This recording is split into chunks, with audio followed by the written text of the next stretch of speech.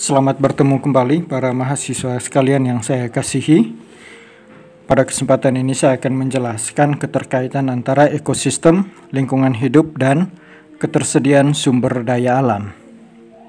Kita mulai berbicara tentang ekosistem. Secara umum, materi tentang ekosistem ini bukan materi yang baru karena hampir dalam setiap tahapan pendidikan kita mulai dari SD kita sudah banyak berbicara tentang ekosistem ini. Jadi saya hanya mau menjelaskan garis besarnya saja. Definisi ekosistem Anda bisa melihatnya pada Undang-Undang Perlindungan Pengelolaan Lingkungan Hidup nomor 32 tahun 2009. Hal penting dalam mempelajari tentang ekosistem adalah kita harus pahami bahwa setiap unsur-unsur atau bagian-bagian dalam satu ekosistem itu merupakan satu kesatuan. Artinya, kondisi baik atau buruk dari satu komponen itu sangat menentukan kondisi baik atau buruknya ekosistem itu. Jadi satu ekosistem akan dipengaruhi oleh kondisi-kondisi dari setiap komponen atau unsur ekosistem itu sendiri.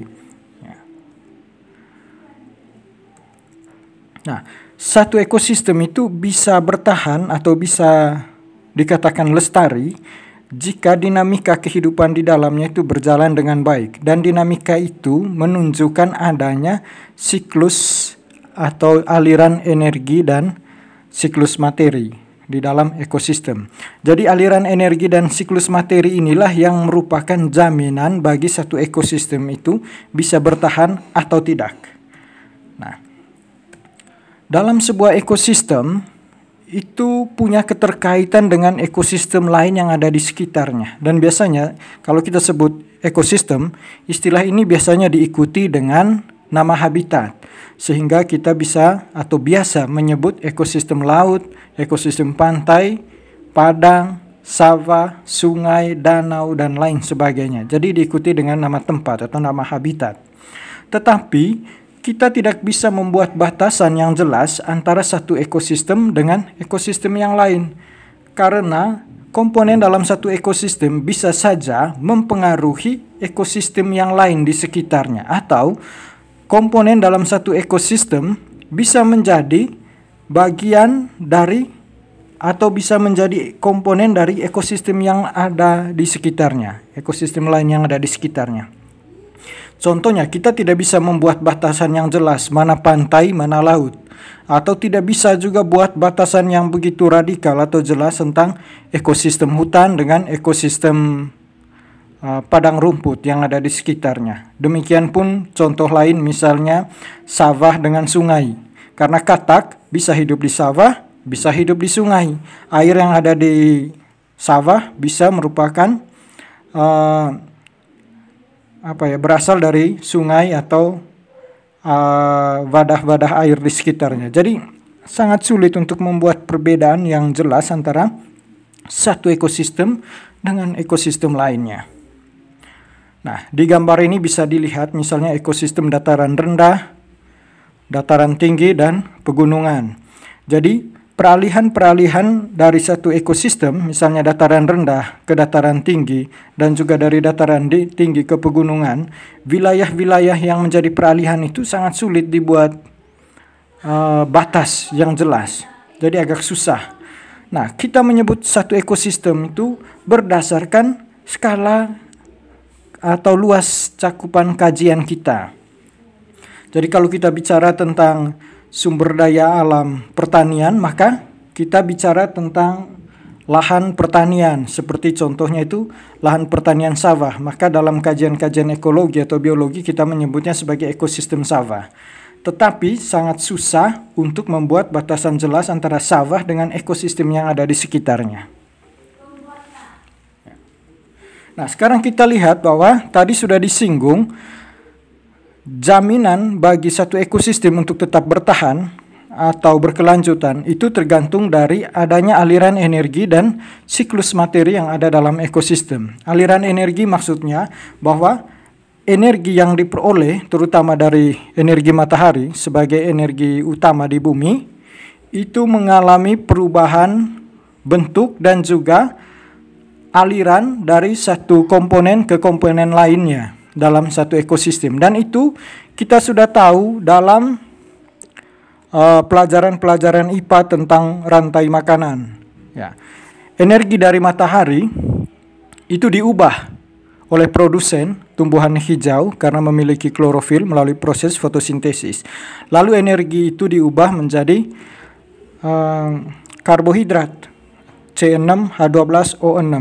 Lalu kemudian dimakan oleh konsumen tingkat 1, herbivora. Lalu energi itu mengalir ke konsumen tingkat 2, kemudian ke konsumen tingkat 3 dan seterusnya. Lalu pada akhirnya dia akan membusuk oleh peran mikroba di dalam tanah sehingga menjadi mineral. Nah, dari mineral ini kemudian menjadi materi yang akan dipakai lagi oleh produsen untuk memproduksi energi baru. Jadi, satu ekosistem itu bisa bertahan jika aliran energi dan juga materi ini terjadi di dalam ekosistem dalam kondisi yang baik.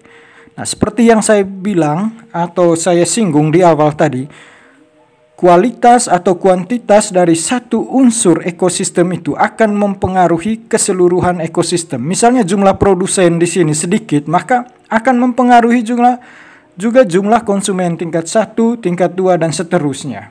Ya. Jadi kualitas-kualitas dari dinamika hidup sebuah ekosistem itu sangat tergantung dari kondisi unsur-unsur yang ada di dalamnya. Jika unsur-unsur itu bisa menjamin aliran energi dan materi dalam ekosistem, maka ekosistem itu bisa dijamin akan berkelanjutan. Nah, di gambar ini bisa dilihat piramida energi yang menunjukkan tingkat efisiensi pemanfaatan energi. Nah, perlu dipahami bahwa tidak 100% energi itu dimanfaatkan oleh komponen-komponen yang ada di dalam ekosistem. Contohnya, ada 1000 unit energi di tingkat produsen, lalu ketika dimakan oleh konsumen tingkat 1, banyak energi yang hilang. Sehingga yang bisa efektif dimanfaatkan itu hanya 10 unit energi.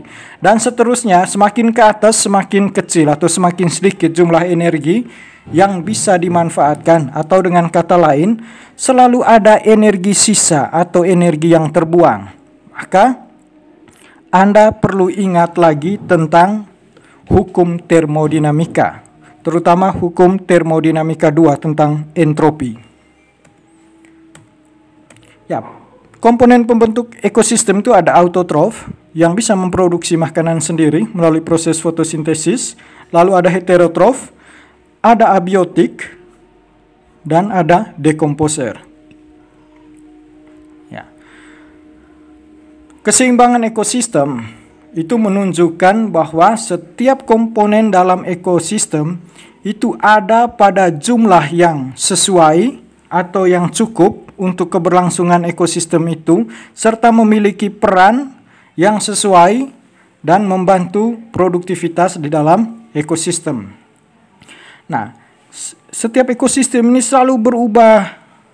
Maksud saya, setiap ekosistem selalu berusaha untuk merespon perubahan-perubahan baik dalam dirinya maupun dari luar dirinya. Ya. Dan setiap ekosistem punya kemampuan untuk itu.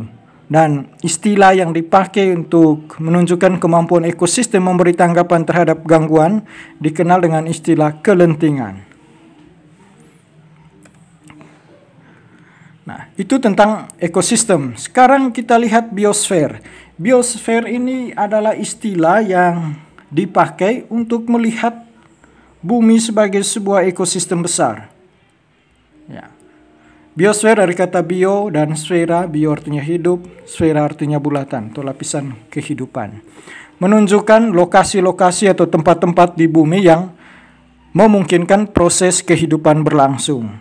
Nah, kalau kita bicara tempat mana saja di bumi yang memungkinkan untuk proses kehidupan itu terjadi, yang pertama itu litosfer, yaitu tanah. Ya, silakan lihat gambar ini, perhatikan, litosfer itu hanya lapisan paling luar dari kulit bumi ya. Dan di lapisan paling luar kulit bumi juga mungkin hanya 1 sampai sekian meter ke dalam tanah yang memungkinkan ada organisme yang bisa hidup atau ada proses kehidupan di sana. Ya. Nah, litosfer ini kalau kita bicara tentang sumber daya alam, itu sangat erat kaitannya dengan ketersediaan sumber daya alam, khususnya untuk mineral-mineral seperti logam, batu bara, emas, besi, dan lain-lainnya. Ya, itu semuanya tersedia di litosfer ini. Dinamika-dinamika di litosfer ini sangat mempengaruhi kehidupan di bumi. Nah, Anda juga bisa mempelajari lebih lanjut tentang teori continental drift atau hanyutan benua. Ya, itu sangat berpengaruh cukup besar terhadap dinamika kehidupan di bumi dan terutama kenampakan daratan yang saat ini ada. Selain litosfer, proses kehidupan dimungkinkan pula pada media air. Maka kita berbicara tentang hidrosfer. Hal yang paling penting di hidrosfer ini adalah kita pahami betul tentang siklus hidrologi atau daur hidrologi. Ya, secara sederhana kita sudah pelajari dari SD bahwa air laut menguap lalu membentuk awan dengan kondisi suhu tertentu dengan kelembapan tertentu bisa menyebabkan hujan atau presipitasi. Ya. Lalu air itu turun ke permukaan bumi. Di permukaan bumi dia masuk ke dalam tanah atau proses infiltrasi. Yang lainnya mengalir di atas permukaan tanah atau proses runoff. Ya. Lalu ada danau, sungai dan lain sebagainya yang kemudian mengalirkan air itu ke laut. Dan di laut terjadi proses penguapan lagi dan begitu seterusnya. Itulah yang disebut dengan daur hidrologi. Termasuk juga perembesan air di dalam tanah. Termasuk di sana adalah air yang mengalir di dalam tanah maupun air yang kemudian dari dalam tanah muncul ke permukaan tanah melalui mata air. Ya, itu daur hidrologi.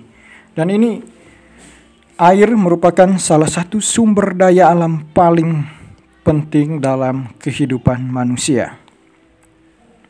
Ya. Lalu yang berikut ada atmosfer. Ya. Terdapat beberapa fungsi dari atmosfer, mulai dari melindungi bumi dari sinar ultraviolet, karena di sana ada di lapisan stratosfer itu ada yang namanya lapisan ozon. Yang kedua, dia melindungi bumi dari benda-benda luar angkasa, meteor yang jatuh ke bumi, biasanya dihancurkan oleh bagian-bagian luar dari atmosfer. Lalu media cuaca yang bisa mempengaruhi hujan, badai, topan, angin, salju, awan, dan lain sebagainya. Juga mengandung berbagai macam gas yang diperlukan oleh manusia, tumbuhan, dan juga hewan. Ya.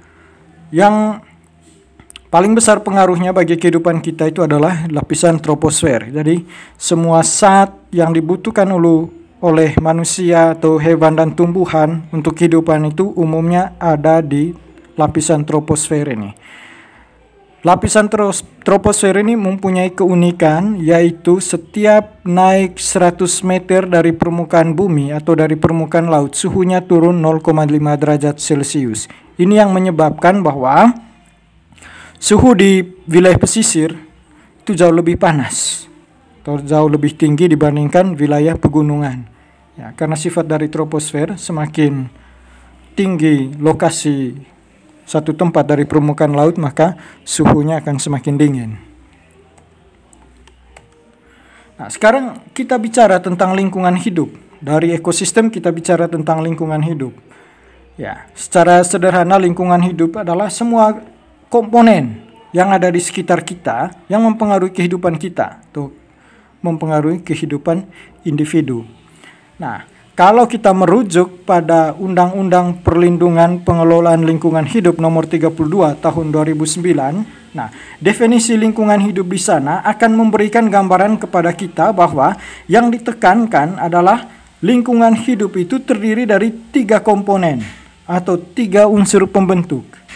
Ya. Nah, unsur pembentuk itu yang pertama abiotik,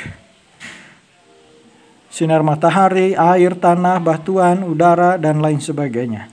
Lalu yang kedua itu unsur biotik atau komponen biotik, flora dan fauna. Dan yang ketiga adalah culture, kebudayaan. Ini merujuk pada manusia dan juga pola-pola perilaku manusia dalam interaksinya dengan komponen abiotik maupun biotik. Nah, jadi kalau kita bicara tentang lingkungan hidup, kurang lebih sama dengan kita bicara tentang ekosistem. Nah, kerusakan lingkungan hidup sama dengan kerusakan ekosistem. Berarti ada aliran energi dan materi yang terganggu. Ya. Itu paralel antara ekosistem dengan lingkungan hidup. Nah, hal yang menarik bahwa kenapa manusia dalam definisi yang dibuat oleh Undang-Undang Nomor 32 Tahun 2009 ini justru ditempatkan secara khusus sebagai satu komponen khusus. Karena interaksi manusia dengan komponen abiotik dan biotik itu tidak sama dengan interaksi antara tumbuh-tumbuhan dan hewan dengan komponen lain yang ada di sekitarnya. Manusia itu punya kebudayaan. Binatang maupun tumbuhan tidak punya kebudayaan. Jadi perilaku manusia ketika dia berinteraksi dengan lingkungan di sekitarnya sangat ditentukan oleh kebudayaannya. Tentu juga karena kualitas akal budi yang dimiliki oleh manusia. Jadi tindakan-tindakan manusia terhadap komponen abiotik maupun biotik ditentukan juga oleh kesadaran. Jadi bukan seperti binatang yang perilakunya hanya ditentukan oleh insting atau naluri. Nah, kesadaran inilah yang kemudian membuat perbedaan antara manusia dengan binatang ataupun tumbuh-tumbuhan. Nah, kita pernah mendengar juga istilah ekologi. Nah, ekologi ini biasanya dipakai untuk mengkaji kondisi-kondisi lingkungan. Tren ketertarikan manusia modern terhadap kondisi lingkungan saat ini turut mempengaruhi perkembangan ekologi, studi-studi ekologi. Nah, tadi saya sudah singgung bahwa ekosistem itu dalam skala tertentu memiliki makna yang paralel atau sama dengan lingkungan hidup. Ya. Ekologi mempelajari ekosistem. Dengan demikian, ekologi juga mempelajari lingkungan hidup. Tapi ekologi tidak sama dengan ilmu lingkungan. Ekologi itu hanya satu bagian dari ilmu lingkungan. Nah, kerusakan lingkungan hidup itu menunjukkan ada masalah pada dinamika ekosistem. Ya. Jadi kerusakan lingkungan hidup dapat ditelaah dengan pendekatan ekosistem. Dan studi yang dipakai dalam pendekatan ekosistem itu adalah studi yang namanya ekologi. Ya. Oleh karena itu, ekologi itu punya peran yang penting dalam kajian-kajian lingkungan hidup. Nah, sekarang kita lihat bagaimana lingkungan hidup punya keterkaitan dengan sumber daya alam. Nah, kalau kamu lihat di sana, di gambar ini, ada vegetasi, binatang, tanah, mineral, air, tentu juga udara. Itu merupakan komponen-komponen ekosistem yang juga kita bisa klasifikasikan itu sebagai komponen lingkungan hidup. Jadi lingkungan hidup tidak sama dengan sumber daya alam. Lingkungan hidup adalah penyedia sumber daya alam yang digunakan oleh manusia sebagai bahan mentah yang digunakan dalam proses-proses produksi. Semua komponen lingkungan hidup dapat merupakan sumber daya alam. Ya. Kualitas lingkungan hidup menentukan kualitas sumber daya alam. Kalau lingkungan hidupnya baik, maka kondisi sumber daya alamnya juga baik. Oleh karena itu, kalau kita mau maju, kalau kita mau supaya pembangunan kita disupport, didukung oleh sumber daya alam yang baik, maka salah satu kuncinya adalah jaga dan lestarikan lingkungan hidup kita dengan baik. Ya. Kalau lingkungan terdegradasi, itu menunjukkan bahwa ekosistem juga sudah mengalami kerusakan. Dan kondisi ini akan menentukan kuantitas dan atau kualitas sumber daya alam.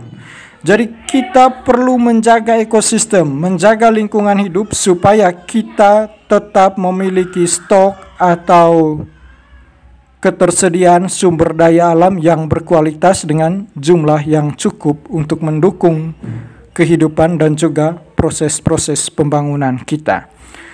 Baik, demikian saja yang perlu saya sampaikan saat ini. Jika ada hal-hal yang perlu saya jelaskan lebih lanjut, bisa Anda kirim pesan atau pertanyaan melalui WA ataupun aktif dalam bertanya atau berdiskusi di forum dalam Moodle. Terima kasih banyak, sampai bertemu pada kesempatan berikutnya.